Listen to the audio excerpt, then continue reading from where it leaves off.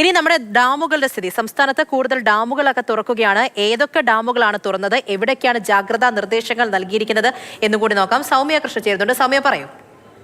5 ജില്ലകളിൽ orange alert നിലനിൽക്കുകയാണ്. അതിശക്തമായ മഴ ചില ജില്ലകളിൽ, മറ്റ് പലയിടങ്ങളിലും ഇടവിട്ടുകൊണ്ട് മഴ പെയ്യുന്നു. ഡാമുകളുടെ വൃഷ്ടി പ്രദേശത്ത് കനത്ത മഴ തുടരുകയാണ്. അത്തരത്തിൽ അതുകൊണ്ട് തന്നെ ജില്ലാ ഭരണകൂടത്തിന്റെ ഭാഗത്തുനിന്നും അധികൃതരുടെ ഭാഗത്തുനിന്നുമൊക്കെ കൃത്യമായ ജാഗ്രതാ നിർദ്ദേശങ്ങൾ പുറപ്പെടുവിച്ചിട്ടുണ്ട്. ഏതൊക്കെ ഡാമുകളിലാണ് ഈ ജാഗ്രതാ നിർദ്ദേശങ്ങൾ ഉള്ളത്, എവിടെയൊക്കെയാണുള്ളത് എന്ന് പരിശോധിക്കാം.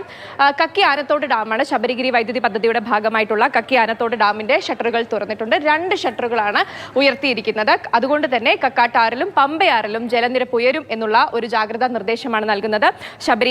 ശബരിമല യാത്രയൊക്കെ നടക്കുന്ന സമയമാണ്. അതുകൊണ്ട് തന്നെ പമ്പയാറിൽ ജലനിരപ്പ് ഉയരുന്നത് വളരെ ജാഗ്രതയോടുകൂടി കാണുക, സാഹസങ്ങൾക്കൊന്നും മുതിരാതിരിക്കുക എന്നുള്ള ഒരു കൃത്യമായ നിർദ്ദേശമാണ് ജില്ലാ ഭരണകൂടം നൽകുന്നത്. ഭൂതത്താൻഘട്ട് ബാരേജിന്റെ 15 ഷട്ടറുകളാണ് തുറന്നിരിക്കുന്നത്.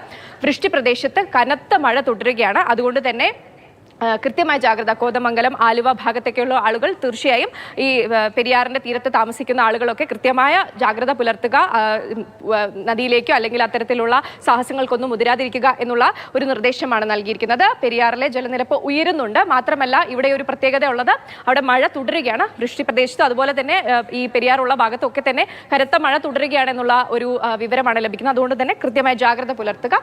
പാലക്കാടും കാഞ്ഞിരപ്പുഴയിലെ ഡാമിന്റെ ഷട്ടറുകളും ഉയർത്തിയിട്ടുണ്ട്. അവിടെയും കൃത്യമായ ജാഗ്രതാ നിർദ്ദേശം ജനങ്ങൾക്ക് നൽകിയിട്ടുണ്ട്.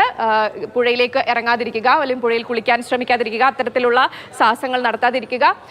ഏത് നിമിഷം വേണമെങ്കിലും ഈ പുഴയിലെ ജലനിരപ്പ് ഉയരാൻ സാധ്യതയുള്ളത് കൊണ്ട് തന്നെ അത്തരത്തിലുള്ള പരിശ്രമങ്ങളൊക്കെ ഒഴിവാക്കുക എന്നുള്ള ഒരു നിർദ്ദേശമാണ്. അതുപോലെ തന്നെ തീരത്ത് താമസിക്കുന്നവർക്കും കൃത്യമായ ജാഗ്രതാ നിർദ്ദേശം നൽകിയിട്ടുണ്ട്.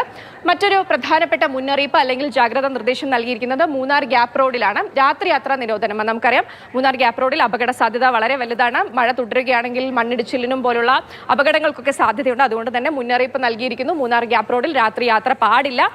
യാത്ര തിരിക്കുന്നവരൊക്കെ തന്നെ ഈ ഒരു വിവരം അറിഞ്ഞിരിക്കുക. കൃത്യമായ രീതിയിൽ തന്നെ നിങ്ങളുടെ യാത്രകൾ പ്ലാൻ ചെയ്യുക എന്നുള്ള ഒരു നിർദ്ദേശമാണ് നൽകിയിരിക്കുന്നത്. പൂജ, ഇത്രയുമാണ് വിവരങ്ങൾ.